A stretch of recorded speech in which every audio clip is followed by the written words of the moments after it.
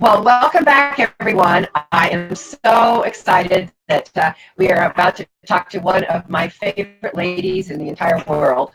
Uh, we have Leslie Appleton-Young. She is the chief economist for the California Association of Realtors, as well as she attends the Awesome Females in Real Estate that I go to every year. So, Leslie, I'm so glad to have you with me, and thank you so much for being a part of this event.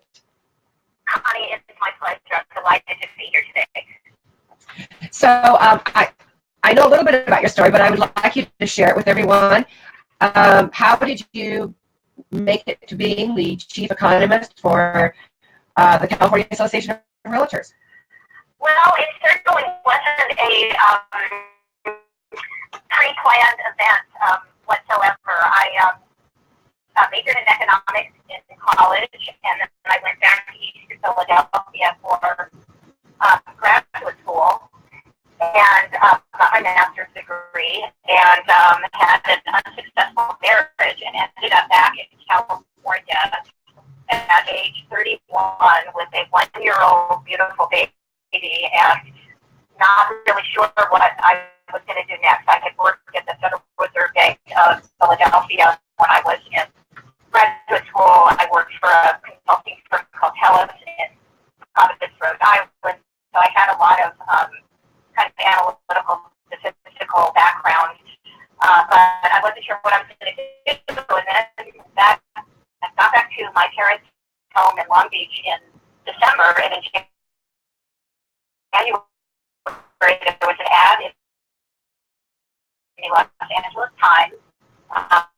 This is all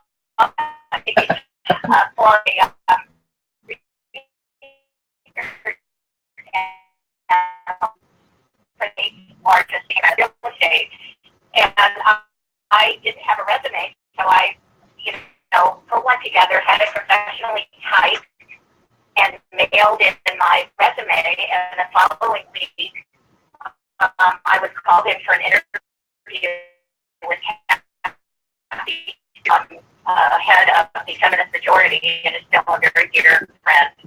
And I passed that interview, and then I interviewed with Joel Sigler, who's been my boss and mentor for the last, 34 years, something like that. So I started as a assistant research analyst in the research department, and the timing was actually very good for me, because 5 years later, in 1989, Joel became the CEO of CAR, and I was able to take over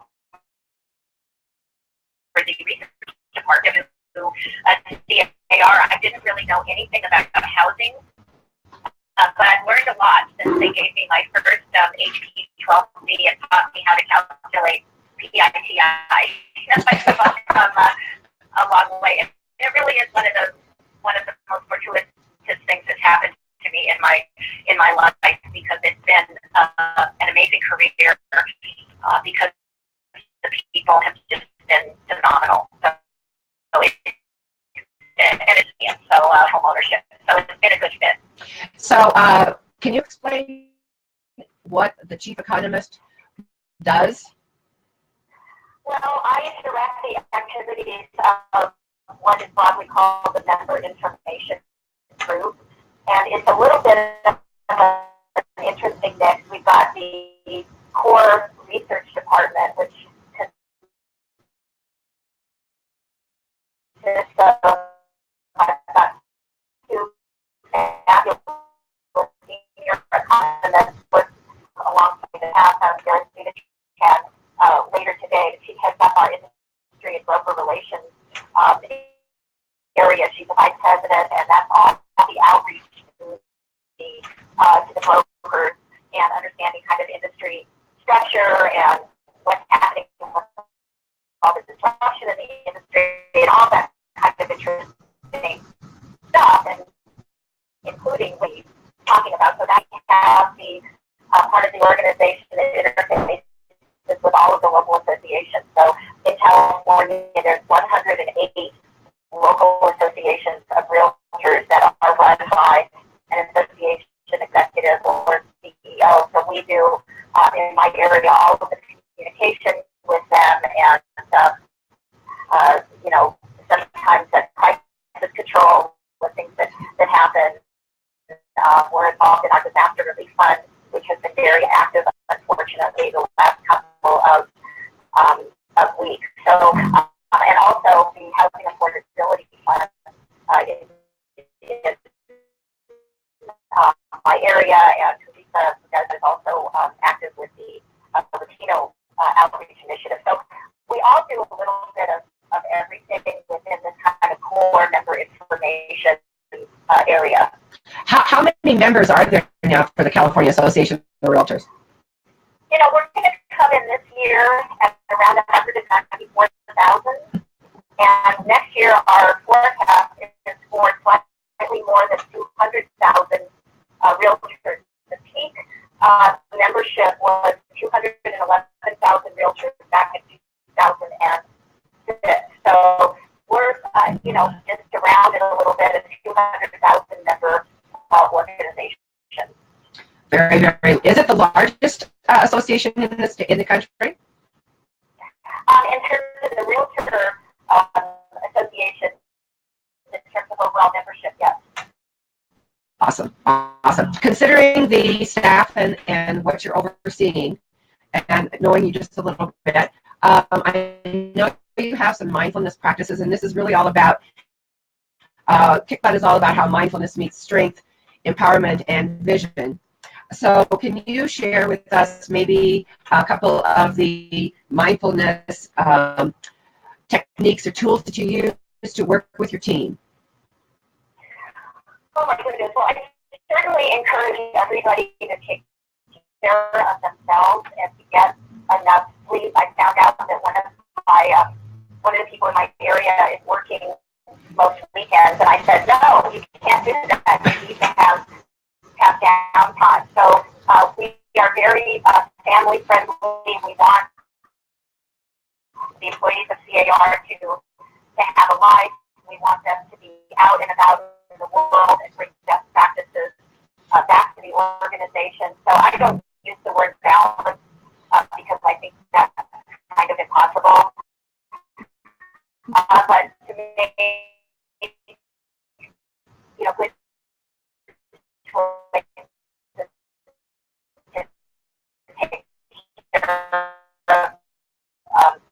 take care of yourself. So we have a wellness program. We have a Fitbit. I think it's been sitting and soul cycle and do that 5 times a week. Take care of your body is not negotiable. It is absolutely imperative to get enough sleep and get your heart rate up.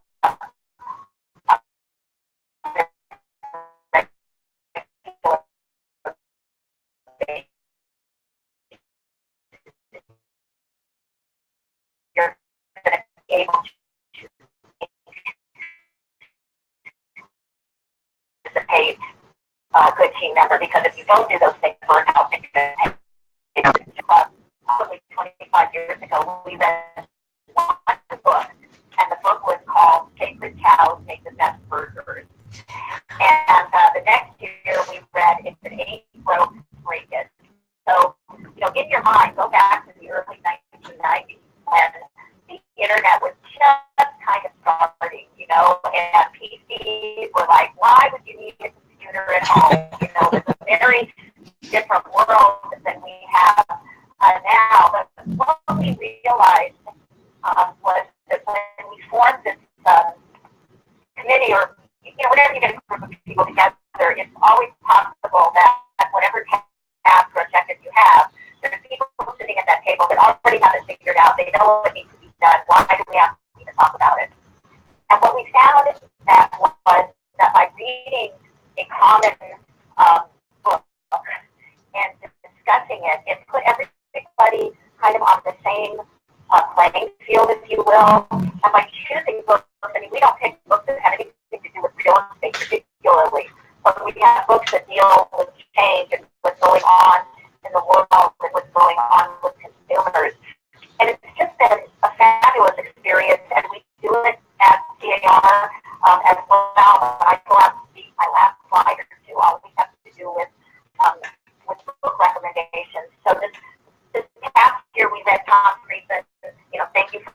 great.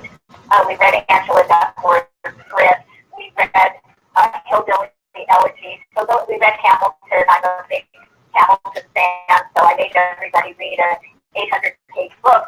And partly it's I just adore this guy, but the other part is, Hamilton was a visionary. He was a strategic planner. He looked at the future of the United States and saw an industrialized economy led by immigrants, as opposed to Jefferson, who had a very different view of an agrarian economy that depended on slave labor. So there was a tie in there, but it's really been a lot of fun. I feel a little bit like a dictator sometimes, but people tend to enjoy it, and we get a lot of really great conversation out of that. So very, very important to read and absorb and question and hear what's going on in the world. Well, I'd like to take a minute to talk about emotional intelligence. And the definition that I've seen of that is the ability to control your emotions and the emotions. What do you do to have your own emotional intelligence? And some people are just naturally more empathetic than others. And I don't know if they can be taught, but people that don't naturally go that way are often receptive to kind of going, oh, right. There's this definition of privilege that says something to the effect that, privilege is kind of, it's not a problem for me, it's not a problem. And I think emotional intelligence is having the empathy to understand that even if it's not a problem for you, it can be a really big problem for somebody else. So I think that kind of empathy and sensitivity is absolutely critical to being a successful leader.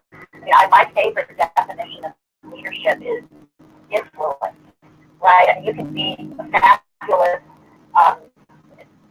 quote unquote leader, but if you're not influencing people, if you're not sharing that vision and ability to lead with other people, what difference does it make?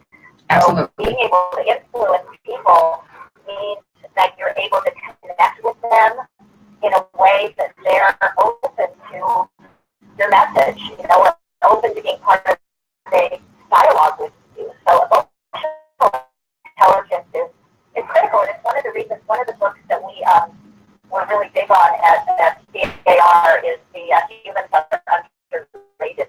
And he has a whole chapter talking about why women are better at doing at leadership in today's world, because it's all about teams, right? And it's all about relating to other people and multitasking and things that women just tend to be, better at. Well, that kind of brings us to Woman Up. And I can't wait to talk to Sarah later on today. How did you and Sarah come up with the idea, and where do you see Woman Up, and explain what Woman Up is, and where do you see it going? Well, okay. It started, Sarah became a vice president in charge of the whole area of broker relationship, industry relations, data connection, building bridges with our key members. And we, for many years, had twice a year we would have meetings north and south with the brokers and so on. And Sarah was really taking it to the next level. And she's putting together meetings where several of us would go and meet on a smaller scale with 8 or 10 brokers in one particular area.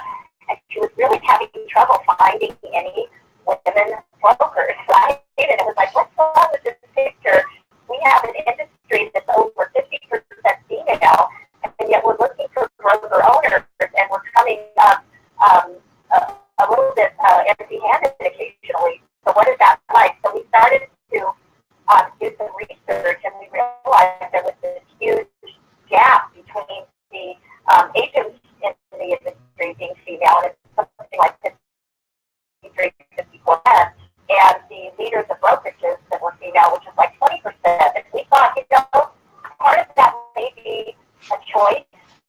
part of that may be not having the mentorship or the community or the opportunity to see what that would look like if I wanted to do it. And that's really how Women Up was born. It was born out of the data, looking at the California market and wondering where the women were. So there was a survey component of this program, so a quantitative part, where you are and what you're doing and why are you a broker or not a broker and this and that. There was also a more qualitative part of it where we had the always fabulous Bernice Ross do interviews with 25 women brokers in California, and that was just eye-opening. We're going to be doing 25 more in 2018 and then publishing it as a book. And these women, they were from late 20s to their 80s. They all had unique stories, and yet there were common threads. Just very, very inspiring. And then the program also included a conference that took place earlier this year in June in Pasadena, when we created the program. We thought, well, maybe we'll get about 100 people to show up. Well, we got over 300 people to show up. We had women coming out of the woodwork saying, I'd love to be part of it. I'd love to be involved. Because they're not usually asked, right? They're not usually asked to participate. So we were absolutely thrilled. One of the taglines that went a little bit viral was my comment that I've been going to man up conferences my whole life. It's now time to women up. And we were thrilled to have them in the audience. This isn't anti-male in any way, shape, or form. But it is an opportunity to say, look, here are these amazing women, and here's how they're doing their business, and what can we do. So there's a conference component. We're also creating a speaker zero, and we are also creating a mentorship network. The interviews will be ongoing, and the quantitative research will be ongoing. So it is a multi-pronged effort, if you will, to feed and expand the Women Up brand, if you will. Well, I went to the Pasadena meeting conference, and I was blown away by first of all, the energy in the room, and the energy was just phenomenal. And then to hear these people's stories was just unbelievable. What would you say was one of the insights that you got from between the interviews and the surveys? I think that the women that have been successful have all had one thing in common, and that is that they looked at obstacles and opportunities, and they just kept going. One of the most inspiring stories was Evelyn Arnold, who is now in her early 80s. You would never know it. She's absolutely beautiful. And she got her broker's license in the 60s. She's African American. She couldn't get hired by the first broker that she went to, but that didn't stop her. She finally did become an agent, then became a broker, then had her own company. And this is at a time when redlining was common, and in fact it still exists today, where there were so many barriers put in front of her, and she just kept going. And I just, it was absolutely inspiring to hear her story. So I think persistence is key. I mentioned Angela Duckworth's book, Grit, earlier in our interview, and it really comes down to that, right? It really comes down to absolutely stay in the game, don't give up, and just keep going. And there's probably 30 other takeaways that if you ask me, as you did, what the top would be, it really would be that. It's all about persistence. She does have an absolutely incredible story. I was blown away by how persistent she really was. That it takes a lot of tenacity to be up against those kinds of obstacles, and to be able to accomplish what she's accomplished. Well, let's I'll tell you the other thing I just want to say about the concert that was so much fun for me and Sarah was to be in charge of a conference where we got to feel-good elements that we had enjoyed from many conferences that we had been to. So, for example, we had a female DJ who would cue up music before and after each session. Deborah Traven recommended an agenda that essentially had a 15-minute keynote and then a panel, a 15-minute keynote, and then that person would be a panel. So you never had, an hour or 45 minutes of just one person. So it moved very quickly. The swag bags were these beautiful burlap water resistors on the inside bags that were part of the Bangladesh Women's Project to support women in Bangladesh. The food was, kind of a cocktail that you could put together yourself. So you kind of got to do what you wanted. And I only mention these things because I had people coming up to me and saying, you can tell that this conference was put together by women because the details are just lovely. And that really was a lot of fun to hear that from people. I have to tell you, I love my Woman Up bag. I protect it. I try to use it only for certain things so that it stays in the shape that it's in. So, well, I know that you are a big proponent of gratitude, and I'm sure you have some wonderful practices. So, what does gratitude mean to you in your life? Well, I think that it's absolutely essential to keeping yourself kind of balanced and focused, and just realizing that I think we all can get, or certainly I will say, I get in a state where I will just be full of anxiety, about, oh my goodness, I have to speak, I have to drive here. We all seem to have lives that demand a tremendous amount from us. And getting grounded, hopefully first thing in the morning or at night before you go to sleep, and just writing a little list of things that you're grateful for is a wonderful way to kind of reconnect with what really matters, and I just find it invaluable. I think the other thing that is a corollary to that is when you just get overwhelmed with your own stuff and it's overwhelming, help someone else. Reach out to another person. Be of service. I love the way Sherry Chris, from the Homes and Gardens CEO, talks about being a servant leader. And I love that. I do. You just got to get out of your own head and focus in on how can I help another human being? How can I be of service in the world today? And it puts the things that you thought were so important and were getting you all, pushed out of shape, really puts it back into perspective. And I think that's just a critical thing to keep in mind. I just absolutely that. You said servant leader? That's just incredible. Servant leadership, yeah. Yeah. I'm going to add that to my mindfulness concepts. I love that concept.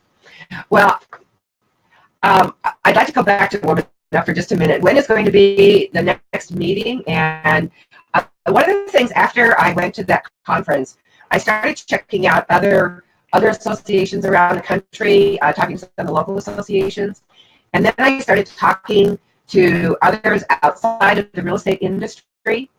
And really, I think the problem is universal. I think that and you touched on something. You touched on the fact that women have never been asked before, and I think that's part of the conversation that needs to be had. Sometimes we feel like we have to be asked rather than just stepping up and offering or saying, well, I want to do this.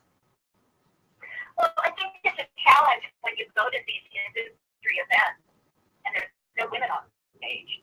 Right. And, you can say, make your own rules, give your own party, and have your own conference. But you also want to be in the room where it happens, to quote Hamilton, right? You want it to be where the tower is. And, obviously, create your own, but you want to be included. So that's really what we're trying to do, give women an opportunity to shine. And I will tell you, I think there's been a huge shift in awareness to being inclusive. The book, The Humans Are Underrated book by Jeff Holden, he talks about better decisions being made with diversity. I mean, diversity isn't just great because it's the right thing, and it is the right thing to do, but also to get better results. Everybody looks the same. You're going to get the same. Exactly. So bringing more diverse people at the table is really important. And I think the other, you have to be like in a cave right now to not be in the loop on the Harvey Weinstein and all of the fallout from women kind of breaking the code of silence, which we all, I would guess, is hard to do. I mean, we all absolutely happened to us and not said anything. And this avalanche of women coming forward and just saying, this was horrible, this happened to me, and it's not just kind of being a good sport, it's like, this is illegal, folks, this is assault.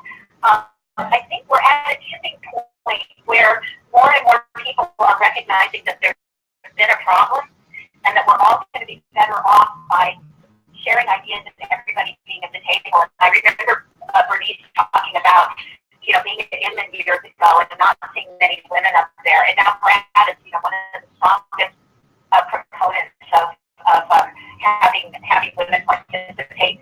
I worked for the same person. I worked for Joel for 34 years, and one of the reasons is he has always been a leader in supporting women and providing them with opportunities. Our VP team at CAR for the last 20, 25 years is half female. Our business subsidiary is run by Debbie Ferrier. Our general counsel is June Barlow. Right? We've got women in places of authority. And I think it's just becoming a world where people are finding their voice, and it's changing all for the better. I clearly don't be extremes and this and that. It's not a straight path, and it's certainly a bumpy road. But I'm so happy that I'm here alive today, seeing kind of the fruition of what the suffragettes were working on, 150 years ago. Absolutely. I can't agree with you more. I just, Kim was on with me the first session, and she owns an oil company, and she talked about going into a meeting where there were 299 men and one woman. And the industry that probably has a bigger problem with women diversity than the real estate industry. But I totally agree with you.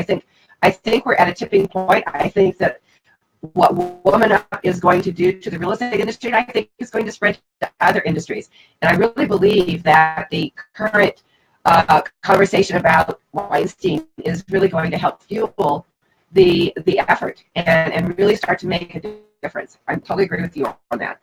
So. I absolutely agree as well. And you asked about what's happening this year. We are going to have a Women at the Conference at the end of June. It's going to be at LA Live in downtown Los Angeles for anyone listening that hasn't been to downtown LA in a long time. Let me tell you, it is the happening place. And it's going to be I believe it's the 28th and 29th of June. So we hope that we'll get a lot of people to show up and support one another and talk about the issues that are of importance to all of us. Miss Leslie, I'd just like to say too that I appreciate the fact that this is not a men bashing as well. You said you're not male in this, and I think sometimes we use our energy to be negative, and I love the fact that you're using it to be totally positive.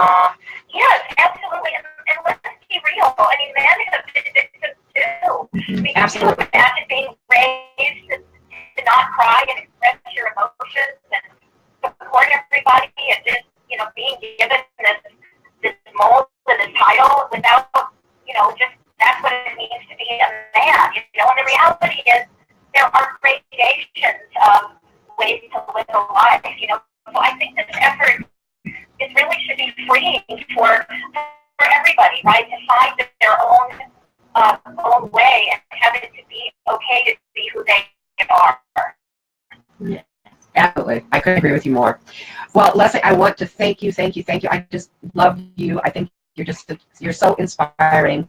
And I told both you and Sarah, anything I can do to help promote women, I'm in.